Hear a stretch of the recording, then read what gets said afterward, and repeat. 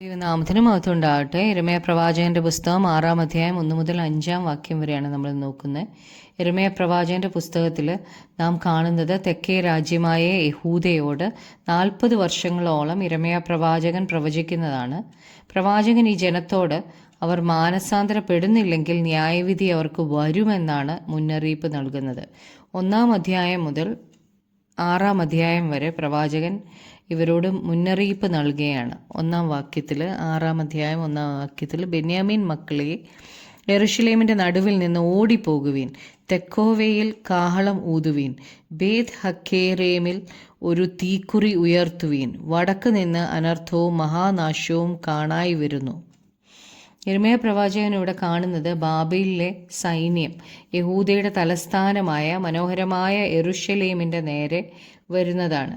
Babel സൈന്യം യെരുശലേമിൻ്റെ ചുറ്റും പാളയം ഇറങ്ങാനായിട്ടാണ് വരുന്നത്. ശത്രു സൈന്യം പാളയം ഇറങ്ങിക്കഴിഞ്ഞാൽ പിന്നെ ഈ ജനത്തിന് അവരുടെ നഗരത്തിൽ നിന്ന് പുറത്തിറങ്ങാൻ കഴിയത്തില്ല. അതുകൊണ്ട് യെരുശലേമിൻ്റെ നടുവിൽ നിന്ന് ഓടിപ്പോകാനാണ് പ്രവാചകൻ അവരോട് പറയുന്നത്. അന്നത്തെ കാലത്ത് ഒരു കാര്യം ദൂരെ അറിയിക്കാൻ, ദൂരെ കാണാനായിട്ട് തീ കത്തിച്ച് മലമുകളിൽ ഉയർത്തിപ്പിടിക്കും. ഒരു മലയിലുള്ളവർ അടുത്ത മലയിൽ ഉള്ളവരെ ഈ തീപ്പന്തം ഉയർത്തി കാണിക്കും. ബാബേൽ അനർത്ഥവും മഹാനാശവുമായി യെരുശലേമിന് നേരെ വരികയാണ്. അതിന് മുന്നറിയിപ്പ് നൽകുകയാണ്.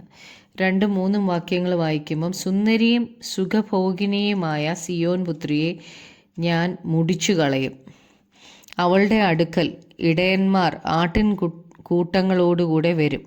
അവർ അവൾക്കെതിരെ ചുറ്റിലും കൂടാരമടിക്കും. അവർ ഓരോരുത്തൻ താന്താൻ്റെ ഭാഗത്ത് മേയ്ക്കും.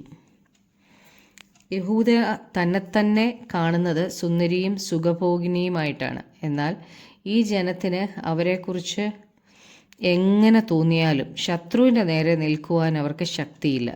ശത്രുക്കൾ അവർക്ക് ചുറ്റും വന്ന് കൂടാരമടിച്ചു പാർക്കും എന്നാണ് ഇവിടെ പറഞ്ഞിരിക്കുന്നത്. 4-5 വാക്യങ്ങൾ വായിക്കുമ്പം, അതിൻ്റെ നേരെ പടയൊരുക്കുവീൻ, എഴുന്നേൽപ്പീൻ, ഉച്ചയ്ക്ക് തന്നെ നമുക്ക് കയറിച്ചെല്ലാം. അയ്യോ കഷ്ടം, നേരം വൈകി, നിഴൽ നീണ്ടുപോയി, എഴുന്നേൽപ്പീൻ, രാത്രി നാം കയറിച്ചെന്ന് അതിലെ അരമനകളെ നശിപ്പിക്കുക. യെരുശലേമിന് ഇനിയും സമയമില്ല. ദൈവത്തോട് നിരക്കാൻ ഇനി അവർക്ക് അധികം സമയമില്ല. ബാബേൽ വന്ന തിടുക്കത്തോടെ യെരുശലേമിനെ പിടിച്ചടക്കും. ദൈവം അനുവദിക്കാതെ ഒരു ശത്രുവും നമുക്ക് നേരെ വരുത്തില്ല. ദൈവത്തോട് സാത്താൻ അനുവാദം ചോദിച്ചിട്ടാണ് ഇയ്യോബിൻ്റെ അടുക്കൽ ചെല്ലുന്നത്. ദൈവം അറിയാതെ നമ്മുടെ തലയിലെ ഒരു മുടി പോലും താഴെ വീഴത്തില്ല. ദൈവത്തെ സ്നേഹിക്കുന്നവർക്ക്, നിർണയപ്രകാരം വിളിക്കപ്പെട്ടവർക്ക് സകലതും നന്മയ്ക്കായിട്ട് കൂടി വ്യാപരിക്കുന്നു. നമുക്ക് പ്രാർത്ഥിക്കാം. കർത്താവെ, അങ്ങ് അറിയാതെ ഞങ്ങളുടെ ജീവിതത്തിൽ ഒന്നും വരത്തില്ലല്ലോ കർത്താവെ. അപ്പം ഞങ്ങളെ ചിലത് പഠിപ്പിക്കാനാണല്ലോ ശത്രുവിനെ ഞങ്ങളുടെ നേരെ അയക്കുന്നത് കർത്താവെ. അപ്പോൾ ആ ദൈവസന്നിധിയിൽ മടങ്ങി വരുവാനും കർത്താവെ, ഞങ്ങളുടെ തെറ്റുകളെ ഏറ്റുപറഞ്ഞ് വിട്ടുകളയുവാൻ കർത്താവെ, അപ്പോൾ അങ്ങയുടെ കൃപയാൽ ഞങ്ങളെ നിറയ്ക്കണമേ. പ്രാർത്ഥന കേട്ടതിനായി നന്ദി. യേശുക്രിസ്തുവിൻ്റെ നാമത്തിൽ തന്നെ.